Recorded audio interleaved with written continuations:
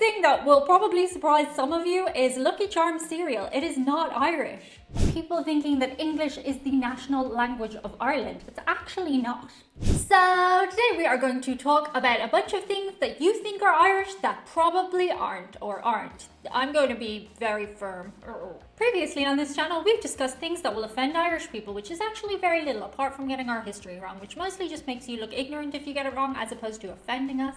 Irish people don't get easily offended. But here's a bunch of things that are supposedly Irish according to Americans that really aren't. Let me know below in the comments if you already knew these ones or if any of them are brand new to you today. Before we get into it, who am I? I'm Diane. I'm an Irish girl from Ireland and I like to talk about stuff and things. It's a broad scope for a channel, but it's been working for 7 years. Variety, it's the spice of life. Okay, the first one might surprise you. It is corned beef and cabbage. So many people ask me if I've eaten corned beef and cabbage. I've never had corned beef and cabbage. I'm actually not very fond of cabbage in general, but cabbage is popular in Ireland. Well, among the older Irish mammies, certainly. But you might be surprised to learn that corned beef and cabbage is actually an Irish-American invention. And to be fair, it was kind of brought about by the Irish immigrants to America. We would often have cabbage with bacon, boiled bacon. In Ireland, when we say bacon, it generally more refers to the cut of pork, not like streaky American bacon. When we're talking about bacon, we mean rashers. So bacon more means pork. So cabbage and bacon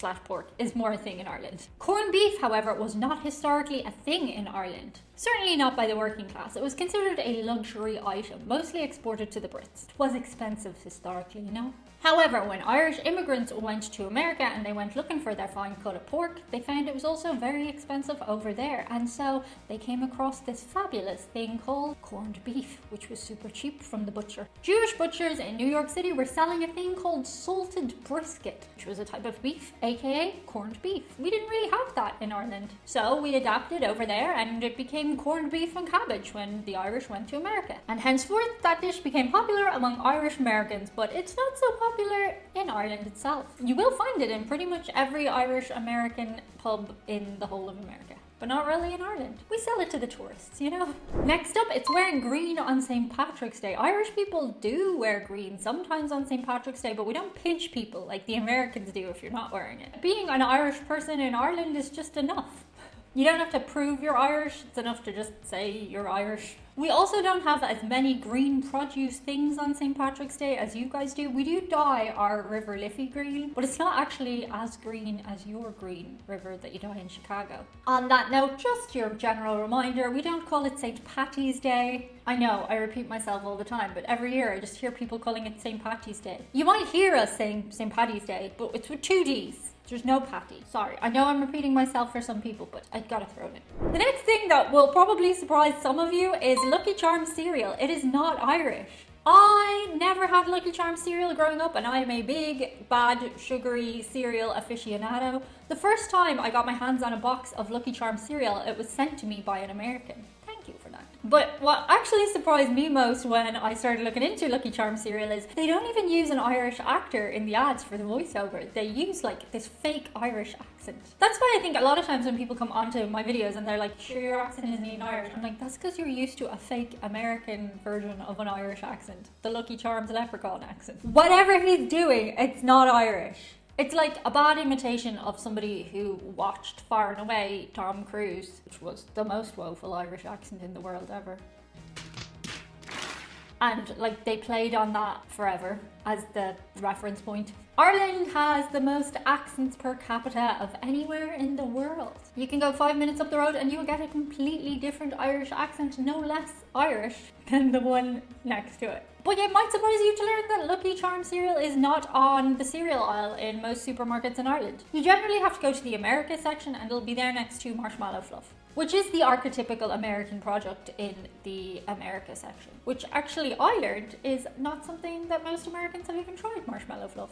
Like, you've tried marshmallows, obviously, but most of you don't have marshmallow fluff in your kitchens, which did surprise me when I went to America, because I thought like it was so abundant in Ireland as the American product that when I got there and learned you didn't eat it every day, it was surprising. The next thing is there's this lore that we drink Guinness warm. That is just not true. It's not true. If you've seen any of my Irish pub videos, you will know there is a fine science to making the Guinness correctly. And one of the things about it is that we don't drink it freezing cold like a lot of Irish pubs in America serve it. But that is not to say we serve it warm either. It's chilled. So the Guinness glass will generally have like, is it called condensation? Like the water trickling down the side, but it's not freezing, it's not icy, it's chilled. We don't drink it room temperature or like cups of tea. It's cold, but it's not like freezing. The next one, and I will touch on this because I feel like it needs to be reminded, and I never really understand why this is so prevalent in America from people who are generally quite sensitive about. You guys are generally sensitive to history and you try not to offend people generally. It's the Irish car bomb cocktail. So I have said before, like, Irish people are not easily offended. That being said, we do have a very dark history and it is something people are sensitive to. The idea that a drink would be named after something that deeply affected members of the public and small children and bystanders who were completely innocent.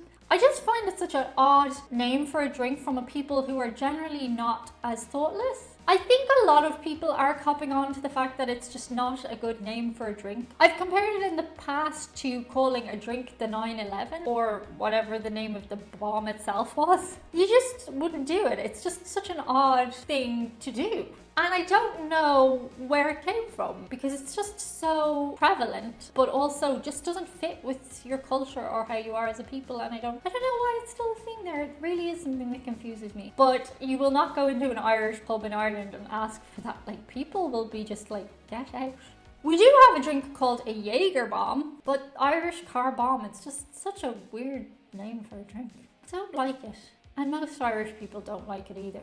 Next, it's that all Irish people are redheads. This one is really interesting. 10% of people in Ireland are redheaded, and that is a lot higher than most populations in the world. If you meet any Irish person, they will generally have a bit of red in their hair. Like, I have a bit of red in my hair. Most Irish men, be they blonde, brunette, dark hair, when they try to grow a beard, they have a bit of red coming out their beard. It's just in there. It's in there somewhere. Or generations of people will have no redheaded children, and then suddenly a redheaded person will pop up. Like my niece, she has red hair. Like, we're all blonde. Genetics, eh? Even though it's like the less dominant gene, it's pretty much there in like most Irish people. But when you ask AI to do like a picture of an Irish person, they pretty much always make them a redhead, and that is kind of the trope that we all have red hair. Actually, the most common look in Ireland is either mousy blonde or a warm brown and blue eyes. Scottish people have actually a way higher percentage of redheaded people in their population. But if you were to ask for a picture of an Irish stereotypical person, you would get warm brown hair and blue eyes and freckles. A lot of freckles. Next up is the phrase top of the morning to you. I don't know a single person who says that unironically. Where did the phrase top of the morning to you originate from? The phrase appears in some older Irish English literature. It was popularised in Victorian England and America, especially in plays, poems and comedic depictions of cheerful Irish peasants. Yeah.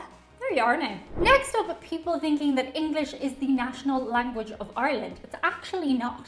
Irish is still the first language of Ireland according to our constitution. Now, not all Irish people speak fluent Irish. I don't speak fluent Irish, much to the chagrin of 12 years of being taught Irish in school. There is actually a long ongoing debate that Irish is taught very poorly in Irish schools, and I would have to agree with that. The curriculum has it teach you a lot of lists and everything, which works for a certain amount of people, but not everybody learns like that. Some of us are visual learners. But every street sign, every direction is in the Irish language in Ireland, and I think that's a lovely thing. If you're not familiar with Irish history, well, we were basically invaded by just about everybody at some point. Everybody had a go at little old Ireland. We're very small, we're easy to conquer. We're fighty though. But yeah, one such incident of conqueringness was, of course, the Brits. And when they came into power in Ireland, which was for a long period of time, they basically outlawed speaking the Irish language because they obviously didn't want Irish people communicating with each other about them and potentially making plans to fight back.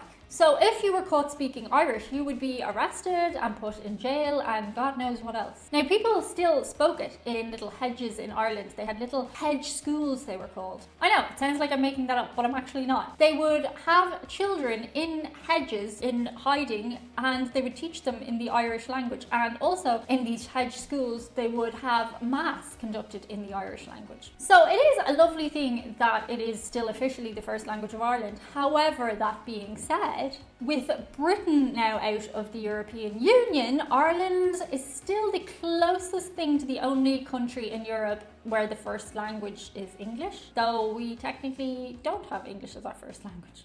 But it is the predominant language spoken in the country. So there have been calls in Ireland for us to make it our official first language, but I don't know. Again, I just think there's something nice about keeping Irish as our first language. Could it potentially help benefit us in terms of trade? Maybe. But let me know in comments what you think of that one. And finally, the number one thing is the Shamrock Myths. People be getting shamrocks and clovers mixed up all the time. A shamrock has 3 leaves, whereas a clover, which you might find is very similar to a shamrock, but it has 4 leaves, and that is why it is considered lucky. The shamrock itself was used the 3 leaves to go the Father, the Son, the Holy Spirit. It was a religious teaching tool, but you will find most leprechauns depicted actually carry the 4-leaf clover. That is the leprechaun's badge of honor because it's lucky, because it has a 4th leaf. And here's the interesting thing, I am no plantologist. When you make up a word, but it's a real word. But botanist, that's the word. But as I understand it, there is no specific species of plant that is a shamrock. There are a few types of clover. Don't quiz me on that one. That's just what I heard.